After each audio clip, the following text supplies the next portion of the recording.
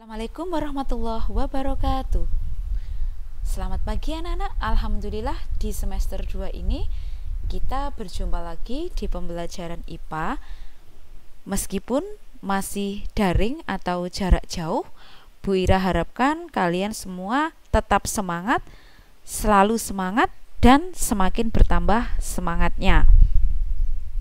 Anak-anak, untuk hari ini materi kita adalah tentang sistem organisasi kehidupan makhluk hidup. Pada pertemuan sebelumnya, Bu Ira sudah minta kalian untuk membaca LKS. Mudah-mudahan dari penjelasan Bu Ira ini nanti kalian akan semakin paham. Tujuan pembelajaran hari ini yang pertama, menjelaskan fungsi sel sebagai unit struktural dan fungsional kehidupan. Yang kedua, menjelaskan jaringan-jaringan pada hewan vertebrata, manusia, dan tumbuhan.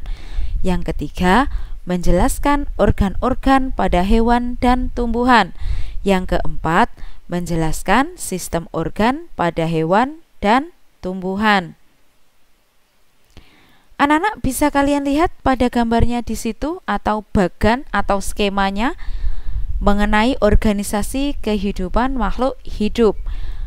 Makhluk hidup itu anak-anak sebetulnya sebelum menjadi makhluk hidup, awal mulanya itu berasal dari sel.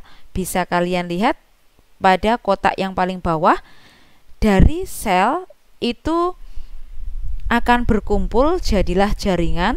Kemudian beberapa jaringan terbentuklah organ, kumpulan dari beberapa organ terbentuklah sistem organ, yang nantinya sistem organ itu akan berkumpul menjadi makhluk hidup, menjadi manusia, tumbuhan, hewan, atau makhluk hidup yang lain. Sel itu sendiri anak-anak adalah unit terkecil dari makhluk hidup. Untuk melihatnya harus dibantu dengan mikroskop, karena sel ini anak-anak ukurannya sangat kecil dan tidak bisa dilihat dengan mata biasa, jadi harus menggunakan mikroskop. Dan kalau kalian perhatikan di situ gambar sel itu, nah seperti yang ada pada gambar tersebut, itu jika dilihat menggunakan mikroskop. Bagian-bagian sel, yang pertama ada membran sel atau selaput sel yang berfungsi melakukan pertukaran zat. Yang kedua ada inti sel atau nukleus untuk mengatur semua kegiatan sel. Yang ketiga ada sitoplasma. Di dalamnya anak-anak ada organel ribosom untuk sintesis protein, mitokondria untuk respirasi sel, badan Golgi untuk proses pengeluaran zat sisa atau ekskresi. Kemudian ada RE atau retikulum endoplasma untuk sekresi protein dan lemak.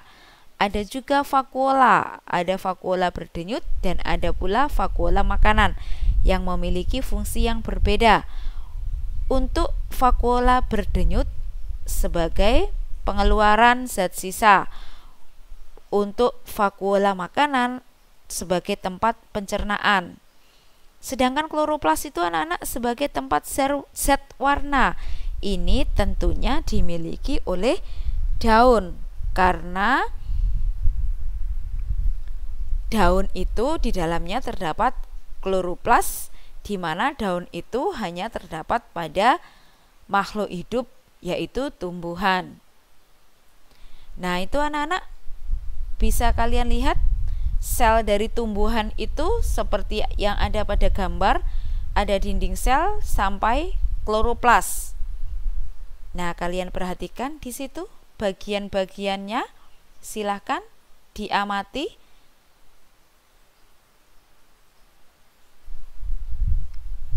Baik, kita lanjutkan mengenai jaringan, di mana jaringan itu adalah kumpulan sel yang memiliki bentuk dan fungsi yang sama, kumpulan dari beberapa sel.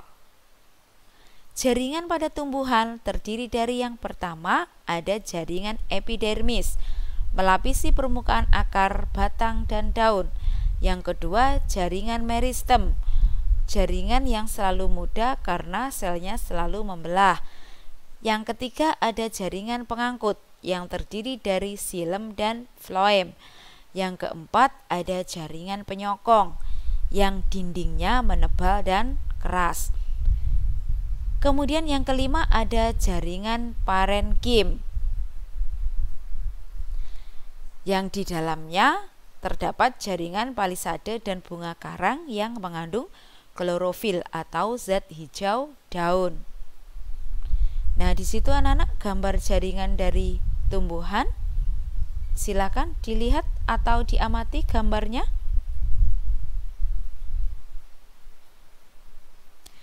Sekarang kita bahas jaringan pada hewan. Yang pertama ada jaringan epitel, yang kedua otot, yang ketiga syaraf, yang keempat ikat, yang kelima penyokong atau penunjang.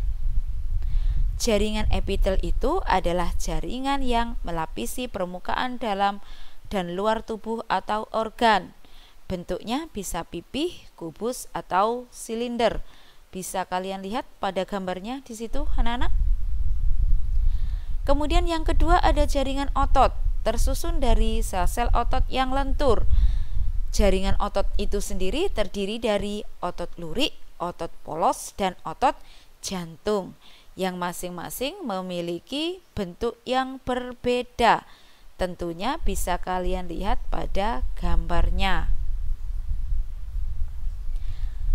Yang ketiga ada jaringan syaraf, tentunya tersusun atas sel-sel syaraf. Misalnya gini anak-anak, di otak kalian itu kan ada miliaran syaraf yang tersusun dari sel-sel saraf. Sel-sel saraf itu saling terhubung antara satu dengan yang lain. Yang keempat ada jaringan ikat, yaitu jaringan yang menghubungkan bagian tubuh dengan bagian tubuh yang lain. Misalnya ada ligamen, tendon, dan lain-lain. Yang kelima ada jaringan penyokong yang memberi bentuk tubuh, melindungi tubuh, dan menguatkan tubuh. Terdiri dari tulang rawan dan tulang. Kemudian kita bahas organ anak-anak, di mana organ itu adalah kumpulan dari beberapa jaringan untuk melaksanakan fungsi tertentu. Organ pada tumbuhan terdiri dari akar, batang, daun, bunga, dan buah. Sedangkan organ pada hewan dan manusia terdiri dari jantung, paru-paru, usus, dan lain-lain.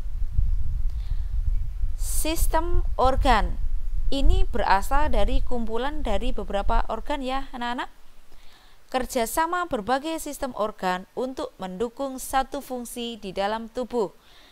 Contohnya pada manusia itu terdapat sistem organ pernapasan, ada sistem organ pencernaan, ada sistem organ peredaran darah, dan lain-lain.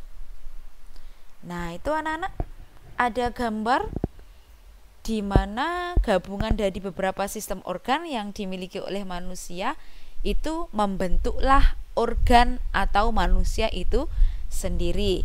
Jadi kita sebagai manusia itu tersusun dari beberapa sistem organ. Nah, kalau sistem peredaran darah, maka kita memiliki jantung dan pembuluh darah. Sedangkan pada sistem organ pernafasan dimulai dari masuknya udara, yaitu melalui hidung, kemudian melalui laring, trakea, akhirnya oksigen yang kita hirup tadi menuju ke paru-paru. Itulah sistem organ pernapasan. Demikian tadi anak-anak materi untuk hari ini. Mudah-mudahan kalian paham. Jika belum mengerti silahkan bertanya. Insya Allah akan Bu Ira jelaskan ke kalian yang masih belum bisa dengan sejelas-jelasnya. Kemudian sekarang kalian bisa mengerjakan tugas yang ada di latihan siswa di LKS IPA halaman 9. Ada 5 soal anak-anak, silahkan kalian kerjakan. Bisa melihat materi atau videonya Bu Ira ini, dan bisa juga kalian